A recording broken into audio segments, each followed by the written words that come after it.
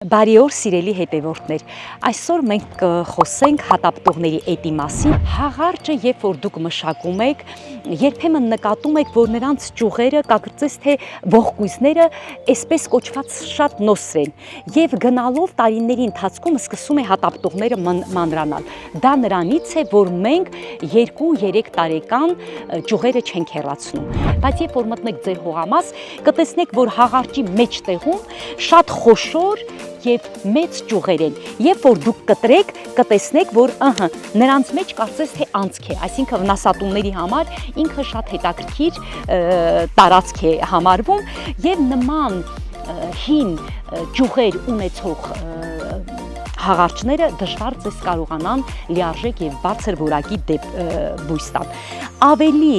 հաճախ մենք եկեք այ հեռացնենք այս ճյուղը, բայց սա դեռևս չենք գցում։ Այստեղ եւս տեսեք, այս մնացել է նաեւ այդ հին ճյուղից, այսպես հեռացնում ենք նաեւ այս ճյուղը, որը անմիջապես կապած է հողին։ Երբեք չեք թափում այս ճյուղերը, քանի որ սրանցից ամեն մեկը, տեսեք, մոտավորապես 3 աչքի վրա կտրում եք, տեսեք վիճակում, տնկել, որոնք ամեն մեկը հետագայում ձեզ համար կդառնան նոր բույսեր։ Մենք ունենում ենք նաև նոր բույսեր եւ այստեղ ուզում եմ շատ մի կարևոր հանգամանք նշել,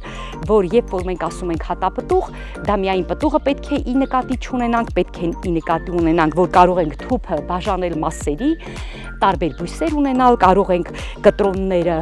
կտրոններից նոր բույսեր աճեցնել, ինչու՞ չէ նաև վերամշակել, չորացնել, պատրաստել թեյեր հենց հատապտուղներից։ Շնորհակալություն։